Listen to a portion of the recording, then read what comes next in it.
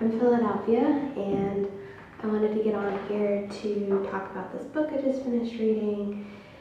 I usually do my reviews on Instagram, but this was such a powerful book that I thought it deserved more than just reviewing it online on Instagram. So I kind of just wanted to start my own review channel on books.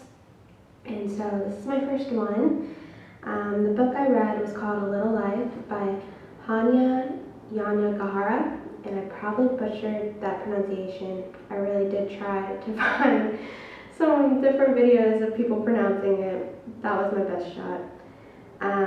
But this story is huge. It's 730 pages, which is more than what I typically read. It was, I don't want to say a good book, because it had so much trauma in it, but it was a good book. She writes really well. It was my first read of hers, and I definitely need a light read after reading that book. It was probably not the best time for me to read this book personally. I kind of went in blind. I didn't know the topic of the sources they were talking about before reading this. So I really just jumped straight into all this trauma, not knowing what to expect. So I will give you that warning. The reason why I picked up this book was I saw the cover in my local bookstore a couple months ago, and I was like, oh, wonder what this book is. And then a couple weeks later, I saw a book reviewer that I follow on Instagram review the book, and I was like, oh, I don't want to read her review yet, because, well, I kind of want to read this book. It looks like something that the world was saying, hey, read. So I read the book, and wow, it's a lot. Little heavy to read during the times that we're in. It's not a book that'll lift your spirits by any means. It is a book about friendship, and it has beautiful prose. It's dark and it's heavy and it's raw, emotional. At certain points, I'm like, is this a CW show? Because there's just like one shock factor after another. This poor character. I mean, at one point you're just like, does the writer hate this person? Because why would you write such a horrible storyline for them to experience? Just as a reader reading it and experiencing it, it was rough. I have my notes here that I wrote down.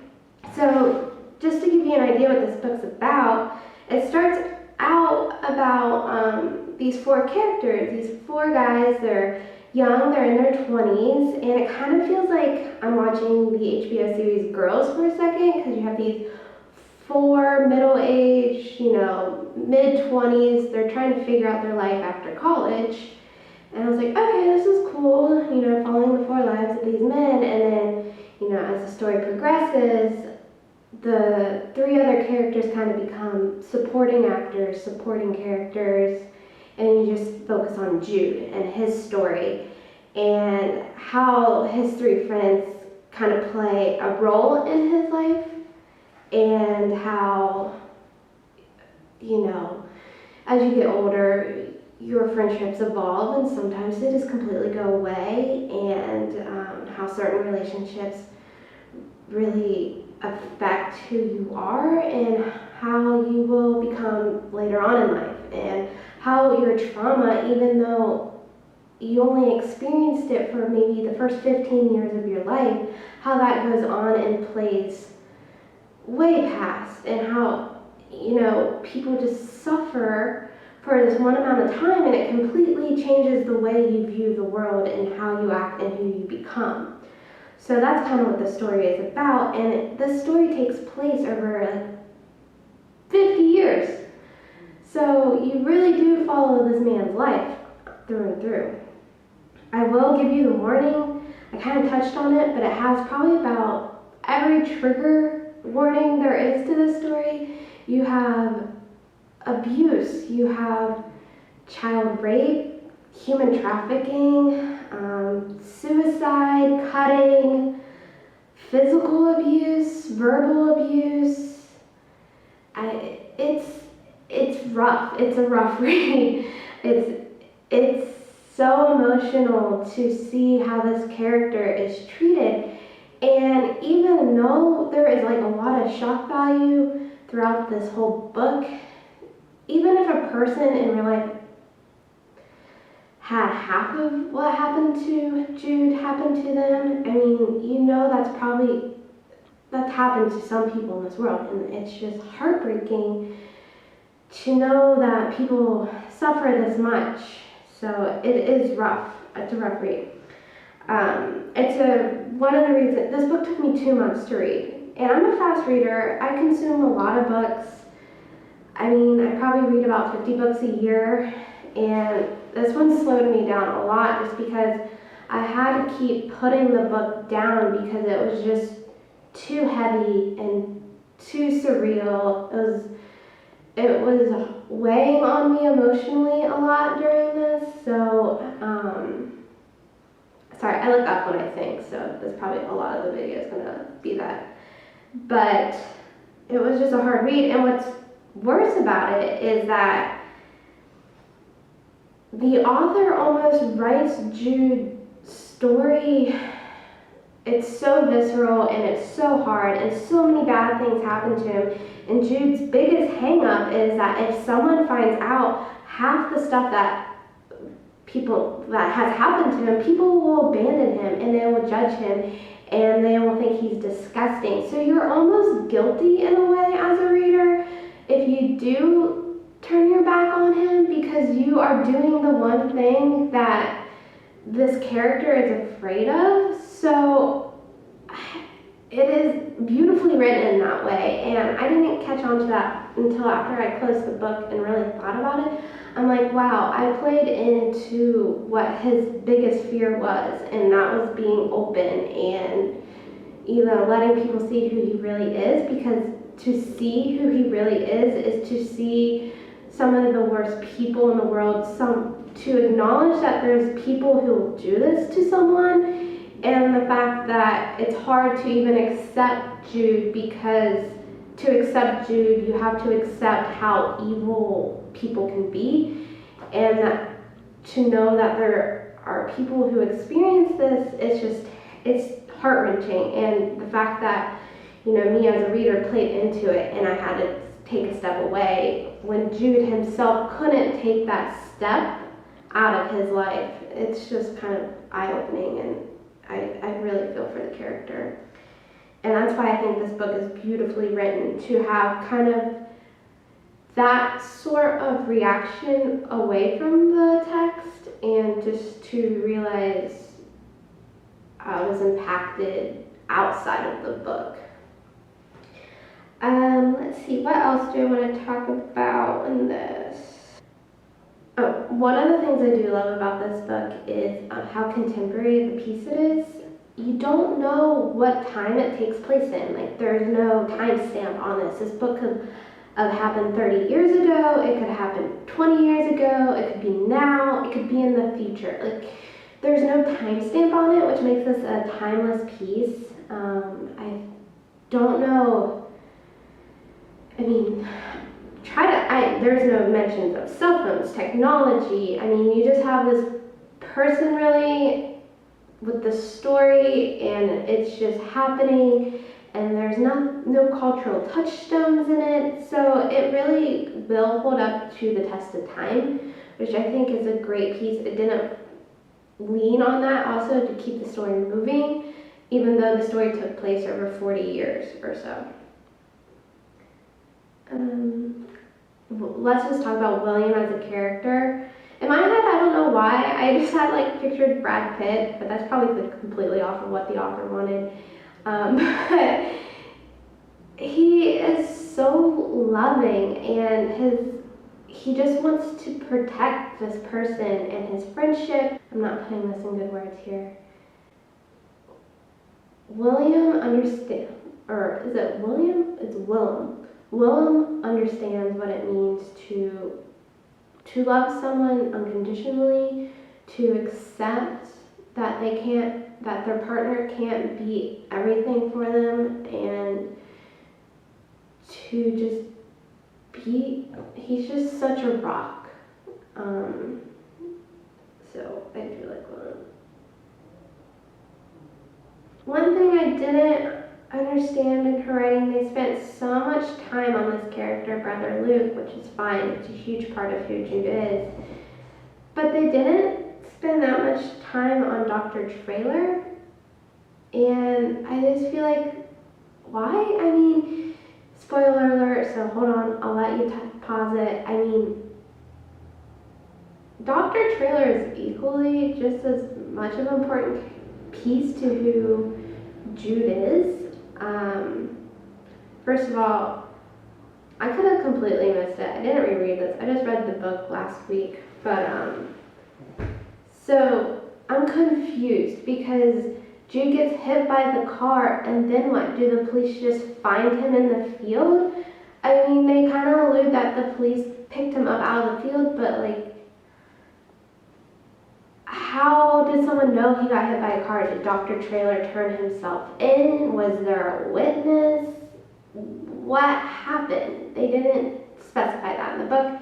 At least if they did, I completely missed that point. So I mean, the man was kidnapped, and we spent like 20 minutes on that. But Brother Luke, who's a terrible person, we spent like a good chunk of the book for that. So I'm just a little confused on that, why the writer, I mean, you have 730 pages and she didn't dedicate that much time to Dr. Trailer. I was really heartbroken at the end. Everyone dies. But I was really bummed that Andy died. That really hit me. I don't know why. Because like certain parts in the book, I'm like, man, Andy. My video camera cut me off. I'm not sure why. I'm gonna have to figure that out. So anyway, I was talking about Andy, and I feel like Andy, I kind of know how to love a relationship with Andy, because I think he was an important character, like Jude trusted him for the most part, but I wish Andy would have, maybe tried to committed Jude sometimes, but at the same time, I don't think it would have helped Jude, honestly. So that's probably why Andy didn't do it, and Andy saw the value of it just being a person Jude could trust.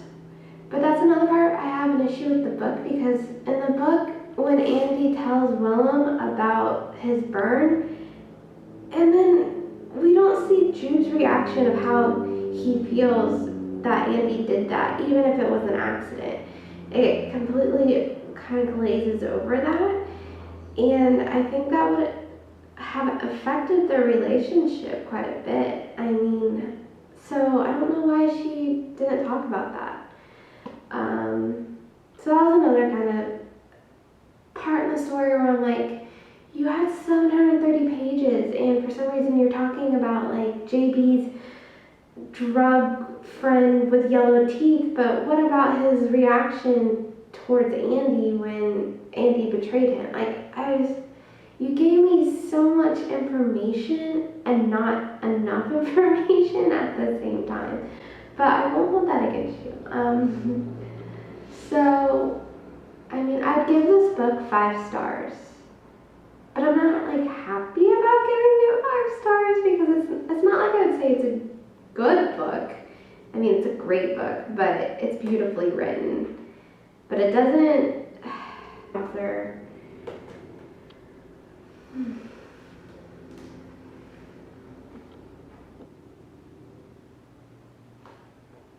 Anyway, I'll wrap this up. This was an amazing book. It is one that'll stay with me. I won't just forget about it in a couple weeks. She wrote Jude in such a way that you're an active participant almost in his storyline, where you saw so much of him that so many other people didn't. I think it just really will stick with me, and I think just giving the reader that experience and really playing into Jude's biggest fear was really cool to be a part of. I don't know if I would say I recommend this book to anyone because it's a hard read. It's really challenging. It has a lot of trauma in it. So I do think you have to be prepared for that and make that decision on your own.